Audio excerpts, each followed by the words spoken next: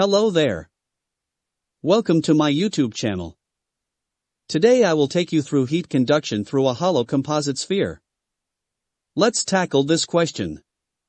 A spherical shaped vessel of 1.4 meters diameter is 90 millimeters thick. Find the rate of heat leakage if the temperature difference between the inner and outer surfaces is 220 degrees Celsius. Thermal conductivity of the material of the sphere is 0.083 watts per meter per degree Celsius. Solution. Here is a diagrammatic view. Given.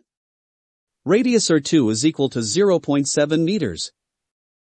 Radius R1 is equal to 0.61 meters. Temperature difference T1 minus T2 equals 220 degrees Celsius. Thermal conductivity K equals 0.083 watts per meter per degree Celsius. Finding the rate of heat transfer or leakage.